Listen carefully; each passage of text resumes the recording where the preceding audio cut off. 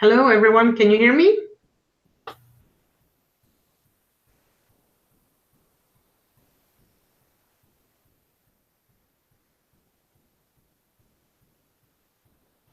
Can everyone hear? Oh, great, Reza.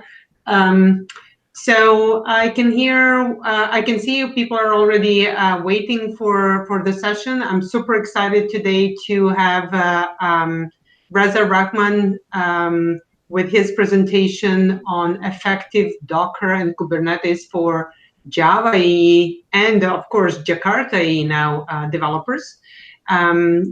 We have people from around the globe, which is super exciting and interesting. I will immediately hand it over to Reza so we can start the session. I can see the chat as well, and we will be monitoring to answer the questions. But Reza will give you the direction on how he prefers to handle the live questions. So that is everything from me. Reza, I'm handing it over to you. Okay, perfect. So the first thing I'd like to do is talk a little bit about this, what this talk is about, and what the motivations are, and what we hope to accomplish together in the next hour or so. I think if you haven't read the abstract, I'll explain it a little bit more. So basically, this talk is about how to be effective as a Java EE developer using Docker and Kubernetes. There's a lot of FUD around there. The Java EE is not a good fit for these technologies and so on. The reality is very different. Not only is it a very good fit for these technologies, and I'll explain the reasons why that is, there's also many different trade-offs. There's many different things that you can do that is right for your particular individual situation. So that's some of those factors is what we're going to talk about. I'll give you a run through of what those are. The other thing, few other things I'll tell you is that if I actually went through the entire material of this talk, it would probably take about 2 hours. So there's definitely enough work here for a workshop. So I won't be covering, obviously, all of the materials today. I almost never do. What I'm going to do is I'm going to skip over certain parts, and I'll tell you why that's not a big deal. The reason that's not a big deal is this is the talk, as you can see. You can hopefully see my screen. The talk is essentially on GitHub. Believe it or not, in this talk, I won't be using any slides whatsoever. Literally, what I'll be doing is I'll be live coding for the next hour or so. But it's not entirely live coding. I'll basically be using the instruction set that's here to do the live coding. So what this means is, after the fact, you can just take a look at this this GitHub URL, and you'll be able to replicate all of the demos by yourself. So that is one of the objectives of this talk. I do consider it sort of an open source talk. So you can self-guide yourself, take all the materials, do it yourself. And in fact, I always encourage you to maybe consider delivering this talk yourself. Certainly, all of the material is out there for you in order to do that. And of course, you can always reach back to me if you need anything at all, or need any guidance on how you could possibly deliver this talk yourself, perhaps internally, perhaps at a JUG, perhaps at a conference, what have you, even as a workshop if you so wish. So without further ado, let me explain the outline of the talk. First, I'll be just going over a basic Java EE application that I'll be using throughout this talk here. So that's under the Java EE folder. So there's some very simple instructions on how to get this application up and running. It's a basic CRUD application.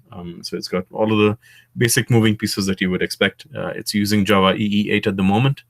Obviously, as soon as Jakarta EE8 is available, I'll be switching over to that. Can't do that quite yet for obvious reasons, but definitely on the roadmap for this talk. And hopefully one of the first talks I'll be delivering under the Jakarta EE umbrella sooner rather than later. Okay, so some basic instructions on how to do it. I won't go over this. This is, for most of us that are Java EE developers, this is probably pretty simple stuff. And I'll just run the application to show you how the application looks like. After that, we'll be talking about, for the most part, Docker for about half to 3/4 of the presentation, we'll be talking about different ways that you can package and deploy Java EE applications using Docker. So we'll be using the thin war approach. That's sort of a favorite of Adam's, and certainly, honestly, a favorite of mine as well. You believe it or not, that's not the only option that you have in using Docker and Java EE applications. You can use Uber jars, so-called Uber jars or fat jars as well. I'll be showing you how to do that in using Java EE and what the trade-offs, some of the trade-offs there is. And there's also another very interesting approach called hollow Uber jars. And some Java EE and microprofile runtimes will allow you this hollow Uber jar option as well. So those are the three options that I'll actually be talking about. Those are the sort of the mainstream options that I've seen in use for deploying and packaging Java EE applications using Docker. The other parts that are sort of bonus that I would encourage you to take a look at yourself is the expose port and external volume techniques. I'll just briefly explain it here, and that's all I'm going to cover for those two techniques. And of course, again, you can take a look at this yourself later on. These are useful in conjunction with the thin war Uber jar and hollow Uber jar techniques, or as a separate technique altogether. So one is the expose port way of doing things. So what you do here is that you actually expose your admin ports for your Java EE runtime or application server. And you actually don't, in my example, I do deploy the WAR file and expose the port. But for certain runtimes, you can simply expose the port and simply use Docker, similar to how you would use sort of traditional VMs, and do your deployments via exposed ports the same way you would in a traditional on-premise deployment of a Java EE application server. So that's one of the techniques that you can consider, and it's documented on how to do that using Docker. It's a fairly straightforward technique there. The other interesting technique that I also have seen in use in the wild is using Docker external volumes. So most of the Java EE application servers, modern ones, provide an option for drop-in deployment. So you have a specific designated directory in the in your file path that you can simply deploy your WAR file or EAR file, and the application server will simply pick that up. There are advantages to this approach, and believe it or not, you can use this approach with Docker and Kubernetes as well. It's a fairly straightforward, again, way of doing things. There's a specific mechanism in Docker that will allow you to do that. It's called external volumes.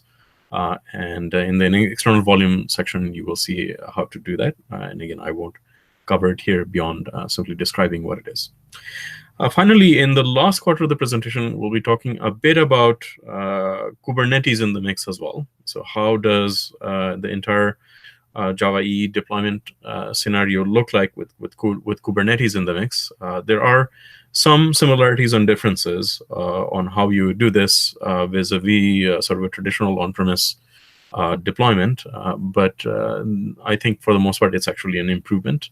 I'll explain to you why that is. Effectively, what happens with Kubernetes is some of the things that traditionally app servers control are then at this point controlled by Kubernetes. And actually, that makes, in general, things easier to deal with and more scalable and repeatable and all of the good stuff that Kubernetes comes with. Now, the one part of this talk that's still work in progress, and I haven't quite finished yet, is how to show all of this with CI/CD enabled, specifically with Jenkins enabled. I just haven't gotten a chance to get to doing that yet. Certainly, I would welcome a pull request to do that work. So as I mentioned, I'm using Java EE8 at this moment. I chose Web Shared Liberty for this demo, principally because it lends itself very well to all of the different techniques.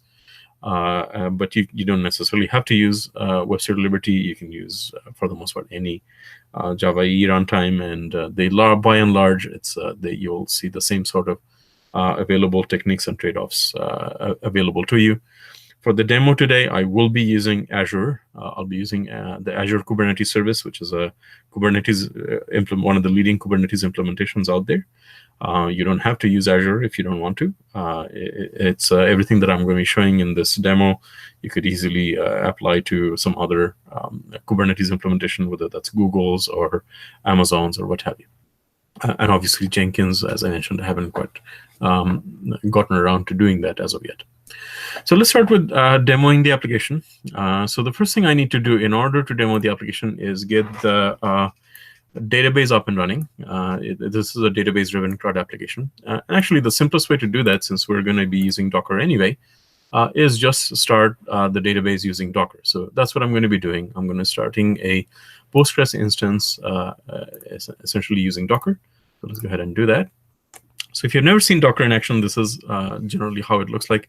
And in fact, since I'm running Ubuntu, I need to add a sudo in front of it. So essentially, you say Docker run and do something. In this case, what we are doing is we are taking the Postgres image that is available on Docker Hub and essentially running it. And we're just giving the image a name via the -name parameter. And the /v is actually what I mentioned as the exposed or rather external volume technique. In this case, I'm using an external volume on my local machine that I need to store the data in, the actual physical data. That needs to reside outside of the Docker image. So I'll go ahead and get the database started here.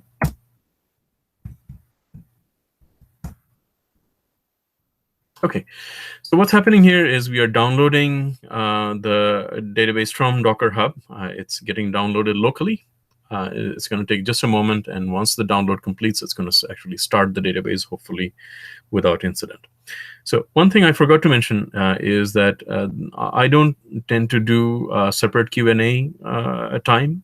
So I'd much rather go for depth rather than breadth. So if you have questions, just ask the questions. I guess using the chat mechanism in this case, and Tanya is going to ask me the question.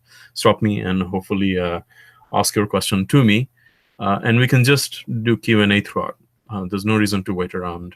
If I don't cover ground that I wanted, it's not a big deal. Again, all of the material is available to you. So if you have questions, don't hold back. Just ask them right away. So the database is now up and running. It's running locally. It is running on a designated port, as you can see. So if you look up into my Docker command, I have a -p parameter, and this is actually what's exposing the port. So when you are running a Docker image, by default, the image actually will not expose any of the ports. So think of this as a built-in firewall around the running image. In order to actually expose a port out of the image, you need to be very explicit about it. So in this case, we're explicitly saying, please expose port 5432 so that this port can be accessible outside of the running image. So there's the database up and running now, and we're going to go ahead and access this database. And actually, we're just going to keep the database up and running for a little while. This is my application. It's set up using in Eclipse. I'll just do a brief walkthrough of the application. And the best way to do that is actually in the GitHub itself. So if you bump back up, this is my Java EE directory. This is where the Java EE application resides. This is where the Java EE application actually is under the Java EE Cafe directory. This is really nothing much more than just a vanilla Maven Java EE8 application. Won't go through that code too much. You can do that by yourselves. I'll just show you the POM file because I think that's relevant. So I'm going to increase the font here a bit so we can all see it. So typical Java EE application, a very, very simple set of dependencies. In this case, we just have a dependency actually just on Java EE8. Right, the Java EE API version is declared up here, as you can imagine. So other than that, there's no other dependencies. The build is super simple beyond that. So I mean, really, you can get much simpler in terms of a POM file. So very sort of Java EE situation here. You do need a little bit of server configuration, and the server configuration is under the server directory. So all you really need in this case is a database driver, and there's a Postgres database driver. It's actually included in the GitHub for your convenience. And you need some very small configurations for the application server itself. Not much. This is for the most part what you can see to expect in Open Liberty, or rather WebSphere Liberty, as a normal deployment. So in this case, I'm using, WebSphere Liberty comes with profiles or features. So in this case, I'm using the Java EE8 feature set. This is giving me all of the APIs that are in Java EE8. Other than that, I have some very simple configuration just for set up some security, some ports exposed. But the most important bit of configuration is here. I have a database, I have a data source configured. And the data source, notice, is talking to localhost and port 5432, which is the port that we exposed in our Docker image. Other than that, it's just a little bit of configuration just to register the database driver. Okay, so let's run the application. I'm going to just right-click and say run as, and then run on server, and it's going to start up Liberty. And if you've never seen Liberty run before, it is actually super fast to start up. So hopefully I don't bite my tongue here and it doesn't prove me wrong for some reason.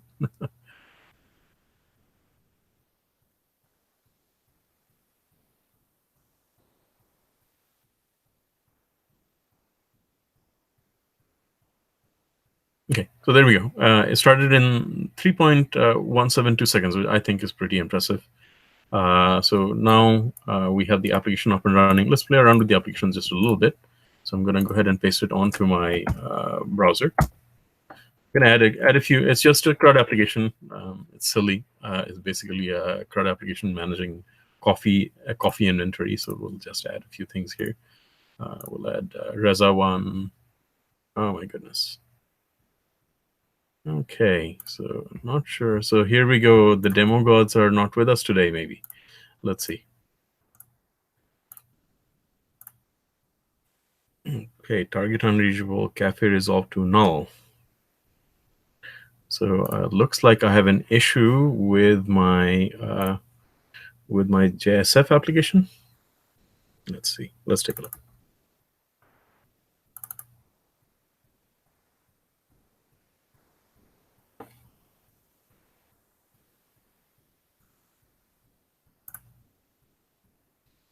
Okay, where is it actually? Let me do this. Let me just do sometimes this is just a caching issue that can happen. I'm just going to make sure that my code is fresh. So let me just take a look to see if there's anything I've inadvertently changed. So this is Java EE Docker. Let me just do a commit real quick and see if there's any differences. No, there's no significant differences. That's what I would have expected to happen. So let me just do a clean and build. So let me make sure Liberty is shut down. It is. Okay, I'm going to just do a run as and a Maven clean. Okay, and that should have cleaned up my war file. Let me just do a build now.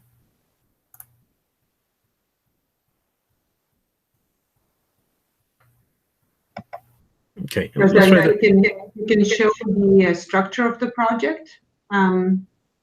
Yeah, I can show that real quick. Let me just try to see if I can debug this and try to get the application up and running. And right after that, I'll show the structure. It's really not that complicated at all. Okay, there we go. Sometimes, as I said, there's sometimes I've noticed in Glassfish and OpenLiberty, the application servers that are using things like OSGI, sometimes just things get cached and not flushed for some reason. So let me just show you. So there's the CRUD application. I'm going to hit delete here. Hopefully that works. It did. Okay. So let me add an entry just to show you that I don't have anything hidden up my sleeves. And hit submit. Okay, so everything is working. So there's a basic CRUD application. It's up and running as you would expect. So let me show you the structure of the application real quick. It's really not that complicated. So let me go back to the enterprise view. Okay. So what we have here, let me shut this down just so it doesn't interfere with anything else, and I don't forget there's already a running instance of Liberty, so that's all shut down. So if you look at the source code, it's relatively simple. So you have essentially your Java sources. So source main Java, typical Maven structure here. So under web app, there's really not a whole lot going on. There's a resource. There's a single JSF facelet component for input price. There's not a lot in the webinf. There's a very simple web.xml file. Not a whole lot going on here. Again, just specifying the welcome file for the most part. It's a very simple index.html file. The page that you saw there, basically this is a SPA, a JSF SPA, as a sort of weird as that may seem. It's just a single page application that allows you to do CRUD. And then there's some resources. Again, persistence.xml, fairly straightforward. Not a lot going on here either. Just a definition of the data source for the most part is the only interesting thing here. And under the cafe web, you have some messages properties that I'm loading. Other than that, it's just the Java code. And hopefully there's a better way of showing the Java code. Let me see if I can do that. Shouldn't have to. There we go. Okay. So under source main Java, there's several packages.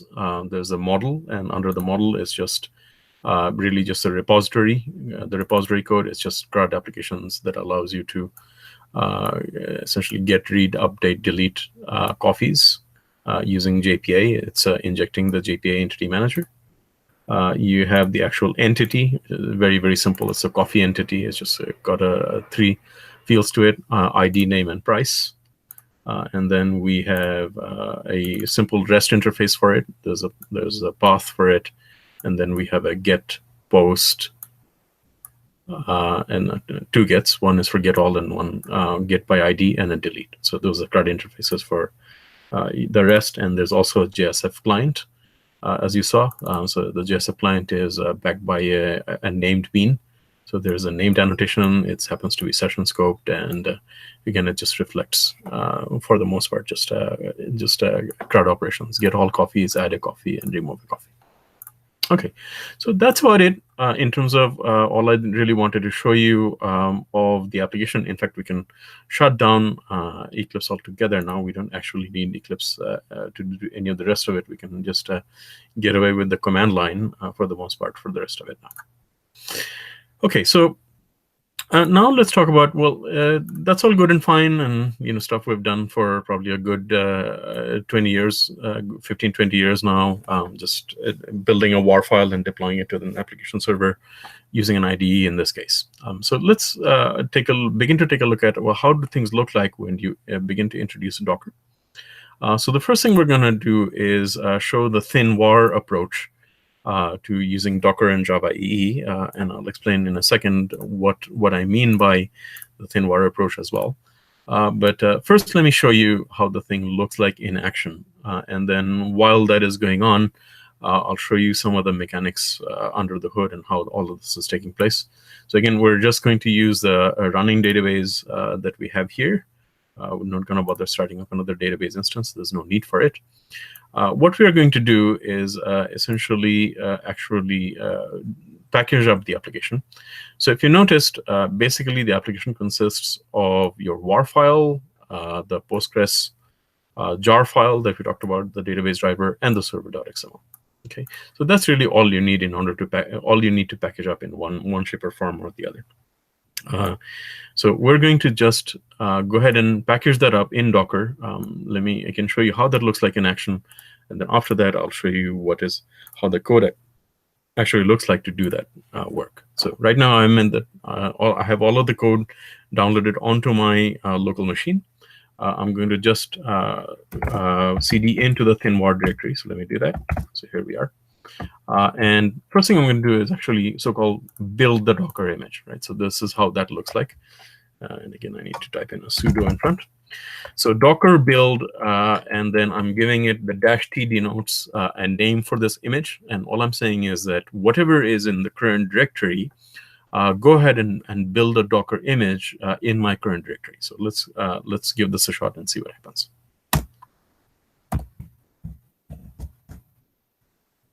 Okay, so you'll notice first thing that's happening is that we are downloading Open Liberty, as you can see from my command line. So that's going to take just a moment.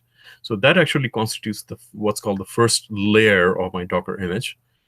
So we'll give it just a second here. It really won't take that long to happen. And then subsequent to that, there will be the other steps that we need in order to package up this application using the thin war approach.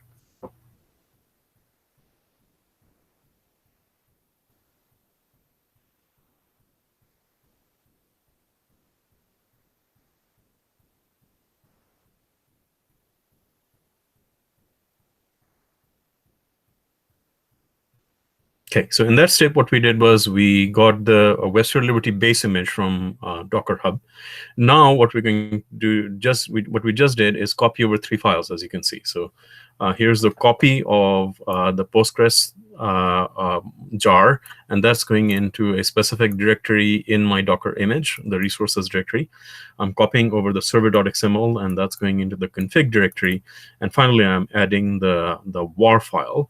And that's going into the drop-ins directory. And lo and behold, essentially my Docker image is now built, right? So everything that I would need in order to get this application up and running is packaged up into a Docker image. Now I can actually run the Docker image. So let me go ahead and do that. So we're going to go in here and simply say Docker run. Right? So this is, again, the command that you would use to actually run this image. So let's go ahead and do that, and then we'll analyze what went on here. So again, it's a Docker run. Give it the name of the image. If you need to expose a port, in this case, we're exposing port 9080. That's the port that by default Western Liberty runs on. And we're giving it the name of the image that we had created before, which happens to be Java eCafe. So here we go.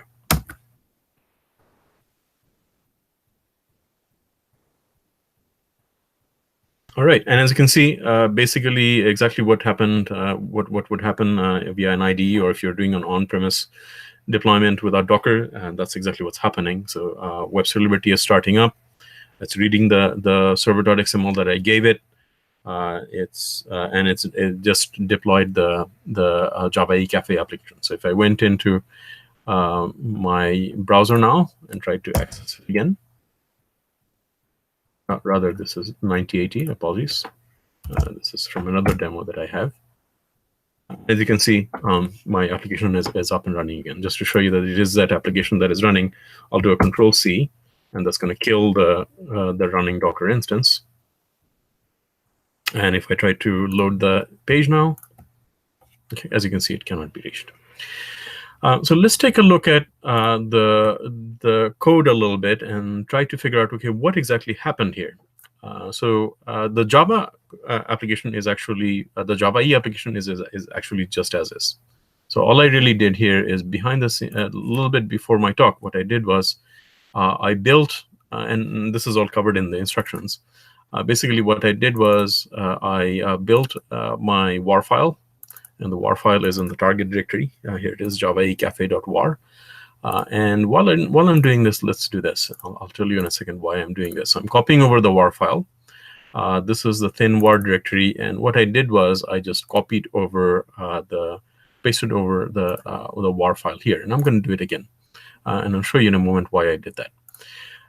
So other than that, you have a few artifacts that you need in order to build the Docker image. One is a server.xml. And this is basically identical to the server.xml that you saw before. The only difference here is that we are not referencing localhost. We're referencing this funky little IP address, 172.17.0.2. What is that? So basically what happens is Docker runs inside its own network. And all of the Docker images are given essentially a DNS assigned IP. So the very first image that starts is actually 172.17.0.2. So that refers to this running instance of the database. So that's how I'm able to resolve to that database. And this is a bit of a hack. You don't need to do this specifically when you're doing Kubernetes, and I'll show you why that is. In Kubernetes, you can actually get this dynamically assigned IP referenced for you, or you can simply reference a DNS name as opposed to referencing it by IP. So that's really the only big difference here in terms of server.xml. The Postgres jar you need because you need it to package up in the Docker file. And the big piece of magic really is the Docker file. So this is the guide that actually says what is in the Docker image. So this corresponds to the steps that we saw before. So we're taking from the WebSphere Liberty base image. This is basically all that is self-contained to be able to run WebSphere Liberty. So it includes a JDK, and it includes a default installation of WebSphere Liberty that happens to be Java EE8. You can be more specific and choose a different base image, and I'll show you that in a second when we talk about the other techniques of how you package up with Docker. But in this case, we're just picking the Java EE8 image, the default image for WebSphere Liberty. As you can see, we're copying over the Postgres jar file and copying over the server.xml, and then adding the Java EE Cafe, and then by default, that is all that you need to do. When the base image starts, it will actually start up WebSphere Liberty and actually deploy and run your application. Now, in Docker, each of these lines actually consists of a layer, and that comes in extremely handy for Java EE applications, because essentially Java EE application servers, the way they are intended is that they separate infrastructure concerns and runtime concerns from the application itself. And hence, you have the application server itself separated from things like the configuration, separated from things like the actual WAR file deployment. And in this case, we are simply deploying a very thin WAR file. And that actually works in our favor. I'll show you why right now. So you notice what happened when I built the WAR file the first time, right? So you saw that we went through all of the steps in order to build the image. Now, let's try to rerun rebuild the image now. So remember, while I'm doing this, I did do something. I did change something. Namely, I copied over the WAR file one more time. So let's assume for a second, the reason I did that is because I made some changes and I want to deploy a new version of the WAR, and basically I'm rebuilding my Docker image. So let's see what happens when we do that. Notice what happened here. It is a lot faster, right? This time, the image build is a lot faster. The reason is, read what's happening here in each of the steps, in each of the layers. So step 1 of 4, which is a WebSphere Liberty base image, it's already cached locally because I did it once. Same thing for the copy operation for the Postgres jar file, same thing for the server.xml file, and same thing for everything else except for my last change, which is the actual deployment of the WAR file. So while this is impressive now, it's even more impressive when you have Kubernetes in the picture, because what happens is the way this caching and layering works is actually throughout the Docker and Kubernetes based system. So what this means is, if you are using thin WARs, you're able to do everything much faster. You're able to build your new image much faster. You're able to propagate this change to your application much faster. You don't have to actually upload the entire Docker image. All that actually happens is only the change part is updated all the way up to your Docker repository and all the way down to your Kubernetes deployment. So this is why the thin WAR approach is actually very, very good. And it works very, very nicely with Docker and Kubernetes-based deployments because of the way that it works very naturally with the Docker layering and caching. Okay, so I think that's all I really wanted to show you in terms of the thin WAR approach. The value of this approach actually becomes more obvious when you take a look at some of the alternatives. So let's now take a look at the Uber jar approach. So what is this Uber jar approach? I think it's best to show you rather than talk too much. I think that's a much easier way of showing you exactly what is going on.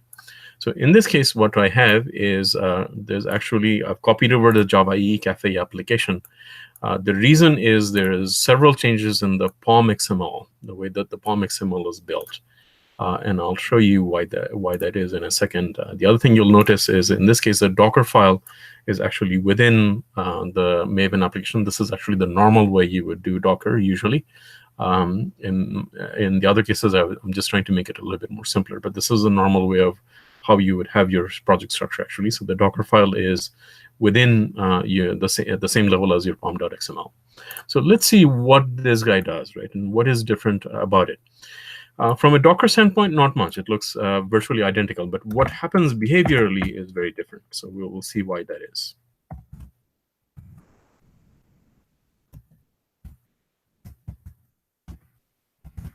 Right. So here's it. I'm inside my Uberjar directory now. I'm gonna cd into where I have the POM file installed, and I'm gonna just go ahead and do a Maven clean first, actually. And actually, I believe I need to do a sudo for that as well.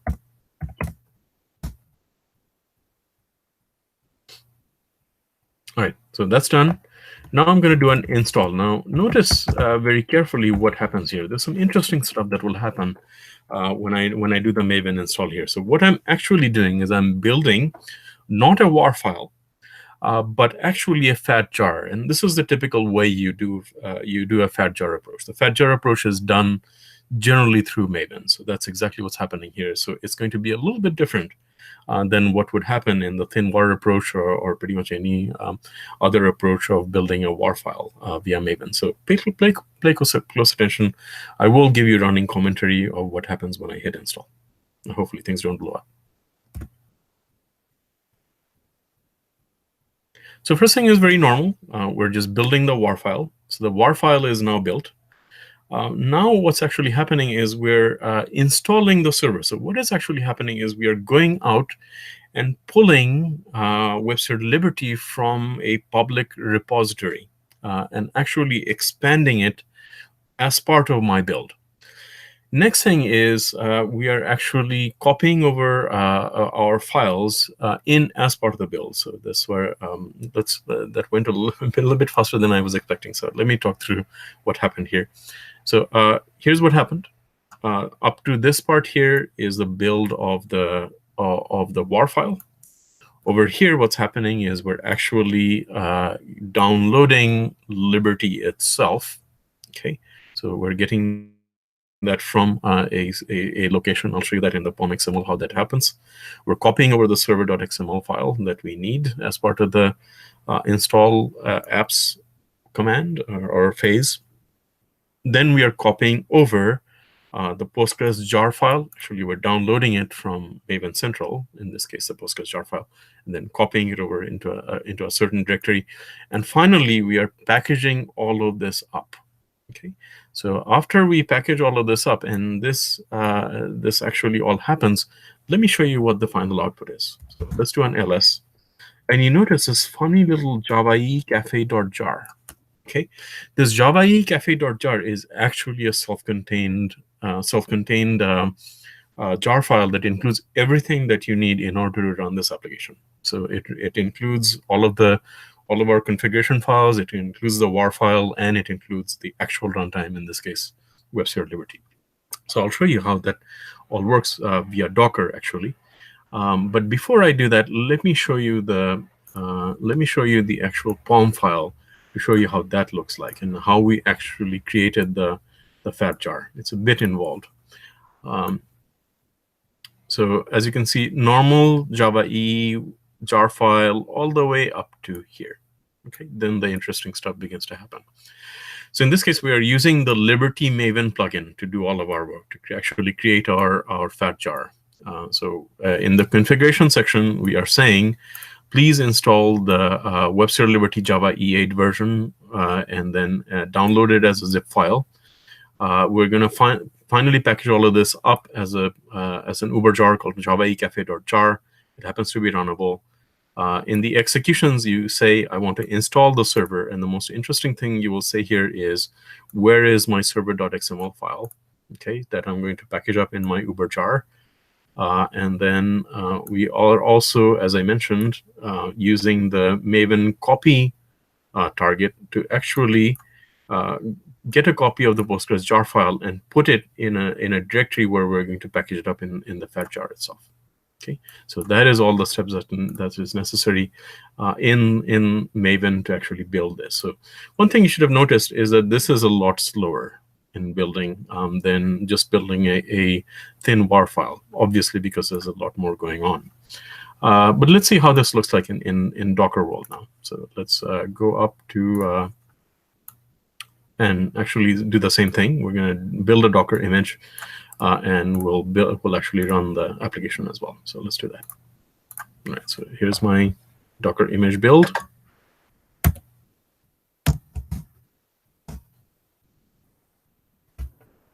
All right, so notice what's happening in this case. In this case, we're actually getting from OpenJDK. So we're not installing Western Liberty at all. Our base image in this case is OpenJDK. And then we are next step we're doing is actually copying over the fat jar. You'll see that happening in a second. Yeah, there it is. There's the add command for the actual fat jar, and then we're going to actually run the fat. We're going to expose port 9080. Pardon me, and then we're actually going to run the fat jar itself. So let me go ahead and run this guy and show you how this looks like when you actually go to execute it. Execute this particular Docker image with the Uber jar in it. Okay, so there we go.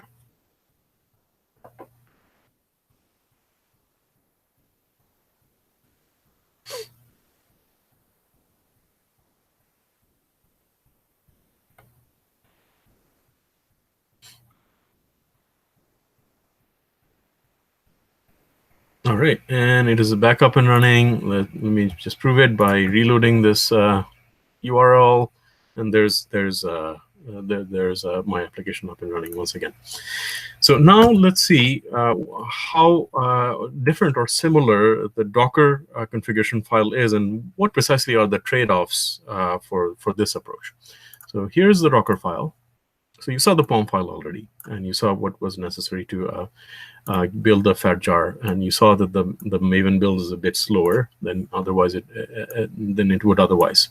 So this is the Docker file. So in this case, again, we're copying over not from Western Liberty, but from the JDK. This would be typical for a fat jar based approach. This is the first thing you would do. You would add the fat jar. In this case, we are adding the Java EE cafe.jar that we built from Maven.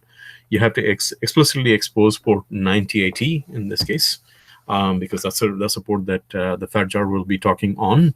And then finally, you do your java-jar command. And in fact, if I had more time, I'd show you.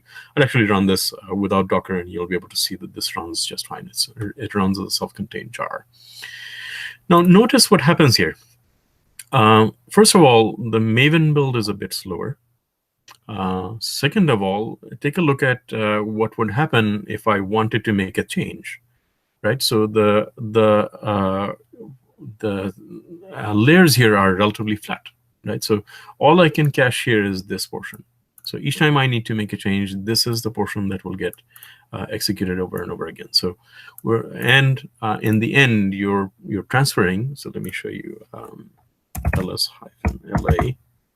And you can see the size of this file, right? It's quite a sizable file. So each time you do a Docker build, you're manipulating this much larger jar file. And to make matters worse, this is not just for the build. You know, when you go to do a deployment, when you go to upload your Docker file into your Docker repository, Docker registry, when you go to download this into Kubernetes, each time you'll be transferring a much larger file than you normally would for a thin var-based approach. In my opinion, this is basically an anti-pattern. This is what you should not be doing using Java EE. This is probably you're working against the facilities that you have in Java EE in terms of being able to use a thin var. Right? So you're basically transferring over a lot of files. In fact, my opinion is this approach is actually more useful if you are not using Docker, but you want to have a Docker-like experience, because everything is essentially self-contained, and all you're relying on is the fact that you have a JVM, and that's all. With Docker, I think this entire approach is less compelling, in my opinion. So finally, let's talk about the hollow Uber jar approach and see what that is all about. Okay, so let's go ahead and do that. And again, the easiest thing to do is actually to show you instead of just talking about it. So we're gonna go and take a look at the hollow Uber jar. Sorry, I need to cd over one more. So just I'm not sure you mentioned, but there is a question: what are the advantages of Uber jars, in your opinion? So Uber jars really only make sense if you are frankly not using Docker. It gives you a self-contained executable. So basically, you need less setup in the deployment. If you're not using Docker, it takes less setup steps because you can just deploy the jar file and not worry about any of the additional setup steps. But this is with Docker, you don't really care, because at the end of the day, with Docker, you are deploying a Docker image.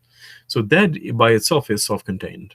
It contains all of the steps that you would need in order to run your application. So it basically is Uber Jar plus. It does what the Uber Jar approach does and more. So in my opinion, there's not many advantages to using the Uber Jar approach. If you're using Java EE, you're kind of working against what is available. You're working against what Docker and Kubernetes gives you in terms of the benefits of layering and caching. However, there's something to be said about this entire Uber Jar stuff. And that's what I'll show you in the hollow Uber Jar. And that's where you get some of the benefits of sort of this entire approach. So let's take a look at the hollow Uber Jar approach, and then maybe that will help answer the question a bit better.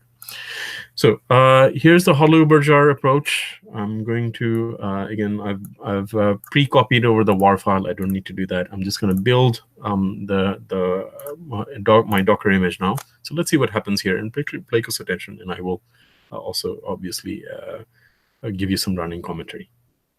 Okay, sorry.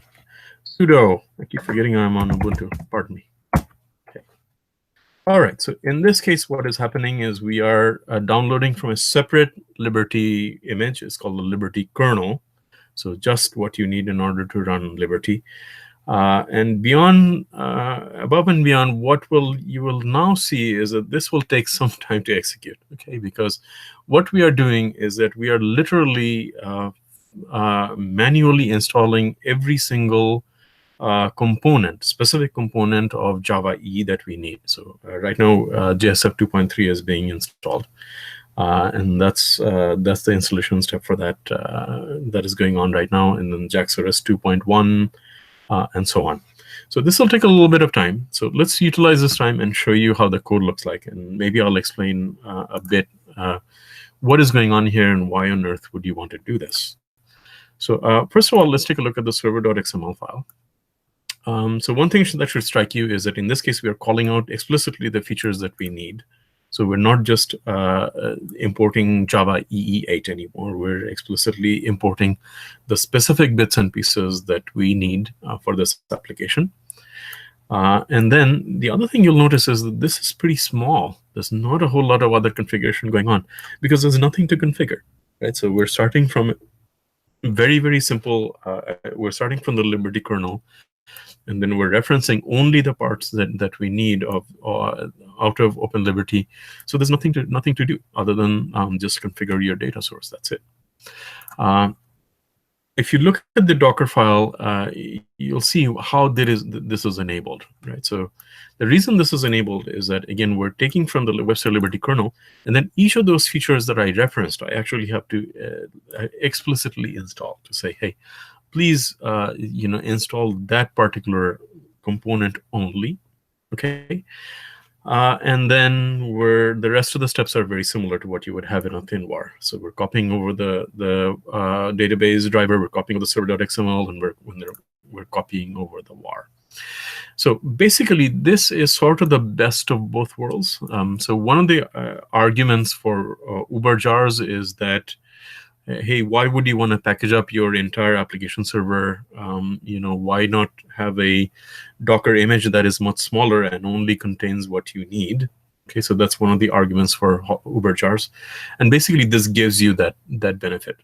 So I could have used an Uber jar here. I'm not, because I believe actually this hollow Uber jar approach in general is better if you keep it hollow, meaning that you don't actually install the war file within your fat jar. So you just install a customized runtime, if you will, And that's precisely what we are doing. And that the net effect of this is that it is reducing the overall size of your runtime. The actual runtime is a bit smaller, so your Docker image, in theory, would also be a bit smaller. How much smaller is frankly arguable, whether it's really worth the few megabytes that you gain by doing this. But in the end, you get a smaller Docker image by just installing exactly what you need. So let's see if this is actually done. Yeah. Happens to be done. Okay, so just to not scare you too much, let me copy over the WAR file one more time. So I'm going to just go over here and go over to the target directory and copy over the WAR file and go over to the Uber jar oh, sorry, not the Uber jar, pardon me, the hollow Uber jar, and copy over my WAR file one more time. So I'm pretending that I made a change to the application. Let's rerun this guy. Okay, notice what happened. Again, Docker layering and caching is helping us out in this case. So in all of those steps that you need to create a custom hollow Uber jar, well, that's all cached. Right. So the second time, you don't have to incur the penalty of going through all of those steps. All of those steps are basically being retrieved from the cache. So in net effect, other than doing it the very first time, the performance in terms of the build performance and the deployment performance of this is very similar to what you would have in a thin WAR approach. Plus, you're getting a smaller, more efficient runtime in the end because you're only using exactly what you need. The trade-off, of course, is it's a bit more complex, right? So you need to know about all of these components that you need, explicitly call them out, and so on. Even if you're not using OpenLiberty and you're using some other similar mechanism for doing hollow Uber jars, the trade-offs here are basically the same. So I'm running a bit short of time. So I have just about 10 minutes. I won't have a lot of time to show you the Kubernetes, and I really wanted to do that. So I'm going to just actually just breeze through the Kubernetes demo real quick, and I won't have a lot of time to explain what I'm doing. Hopefully you get to read the instructions and be able to do this yourself. So over here, what I have Azure. So everything that I have everything set up already. So I have an Azure Kubernetes cluster set up. I'll blow this up a little bit more so you can see it. There's my little Kubernetes cluster, Kubernetes service, and I'm just going to deploy via Kubernetes, just so you can see how all of this stuff works when it's all put together. So I'm going to go ahead and create the database. In Kubernetes, you do all of this stuff by basically a set of YAML files, a set of Kubernetes scripts, if you will. First thing I'm going to do is I'm going to create my database.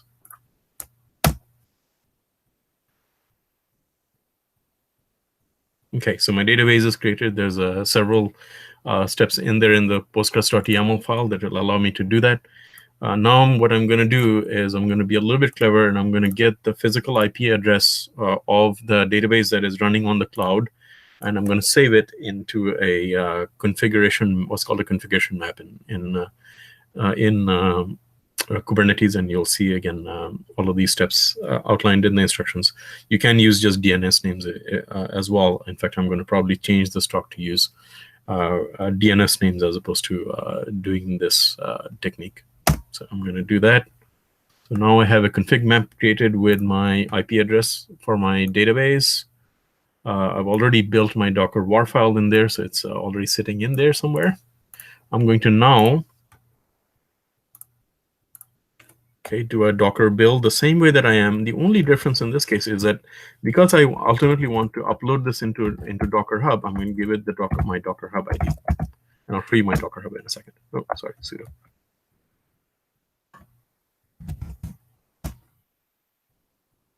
I'm using the thin WAR approach in this case, so that's what's going on.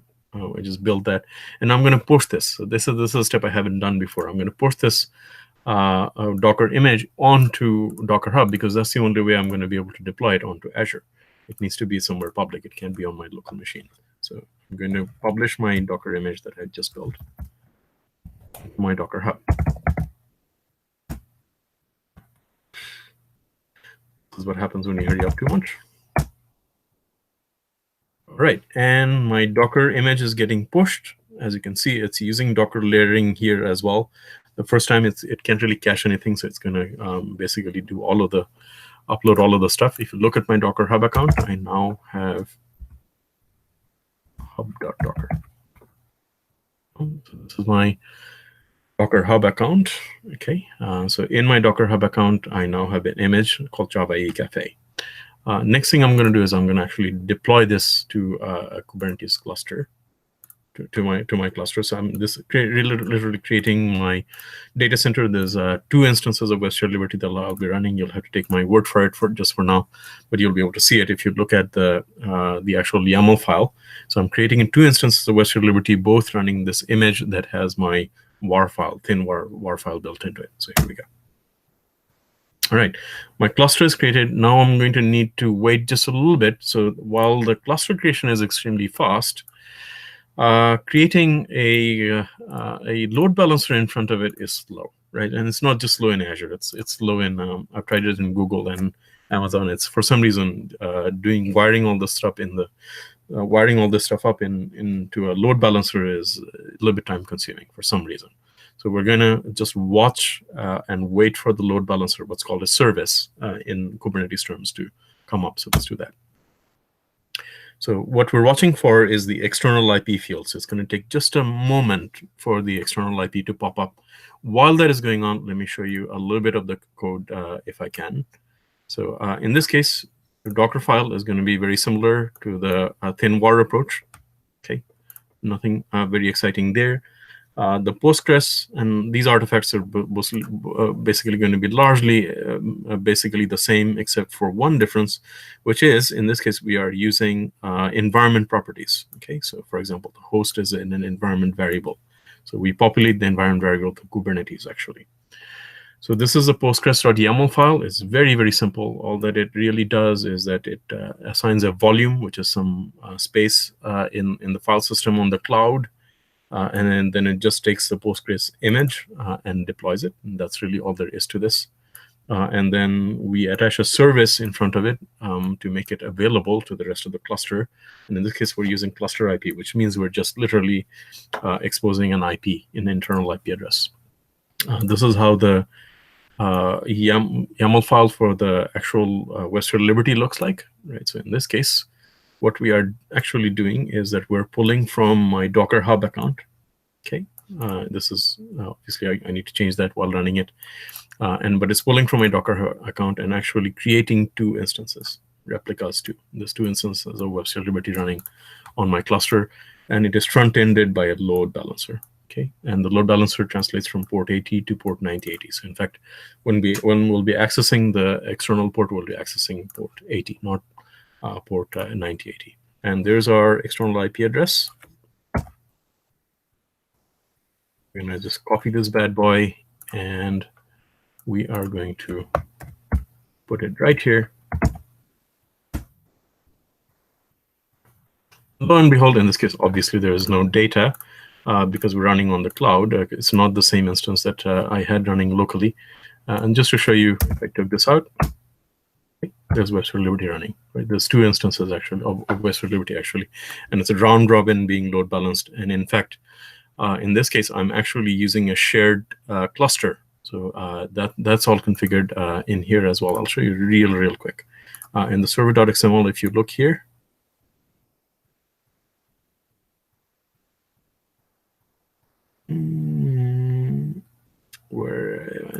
you see, I'm using something called HTTP session database, which means the session cache is actually in the database itself. So you can use clustering and load balancing. If I had a bit more time, I'll show you. I would have shown you how to upscale and downscale these images, right? And so increase the number of replicas, decrease the number of replicas, and how you would actually monitor and manage this cluster. I'll just show you again really quickly. So if I go into Insights,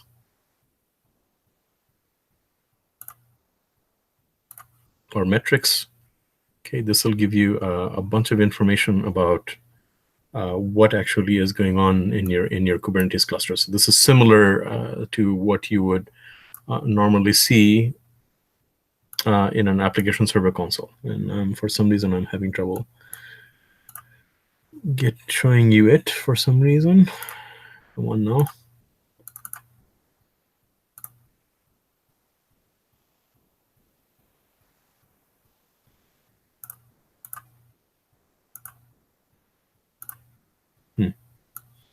I think some things have changed a little bit, but you should have been able to see essentially some metrics around CPU and node usage here. I'm not sure. And yeah, I'm running out of time, so need to move on. So yeah, basically, take a look at this. You'll be able to see how this differs from your traditional app server deployment. It's functionally equivalent.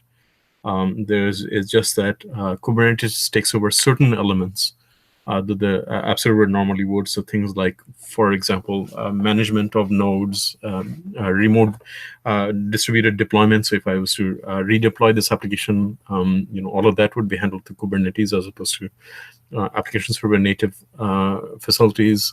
There's some management and monitoring capabilities that are built into the Kubernetes ecosystem and console and so on. So that's a bit of a replacement. So some bits and pieces are taken over by Kubernetes, and some bits and pieces remain with the app server. But most certainly, you can do all of this and do it relatively elegantly using Java EE and Docker. So that is all the time that I have for today, and I do want to try to stick to my time slot. So again, feel free to take a look at my Docker Hub image. Feel free to give all of this a try by yourself, and just to see what do you see. And obviously, you're more than welcome to help me finish the Jenkins CI section as well. Love to get that going at some point. Obviously, that is going to be make us way above the timeline and really make this a workshop as opposed to just a talk. Okay, so thank you very much. I appreciate it. If there's a time, I'll take a little bit more Q&A. I'll leave my screen share open in case anybody wants to see anything specific. But for the most part, that's it for today. So I've been monitoring the chat. There were a lot of conversations, but I don't think there are any specific questions. I think we will all need a little bit of time to absorb everything you shared with us and try it ourselves. And then looking forward to another opportunity to have you, Reza, on the Jakarta TechTalks. Absolutely, my pleasure. And anytime. I've got a whole bunch of cache of talks that I'm just dying to give wherever. So yeah, I'll be more than happy to come back. Yeah, we'll keep that in mind. Okay, so everyone, thanks so much for joining, and I'm looking forward to talking to you late June. Okay, thank you. Bye.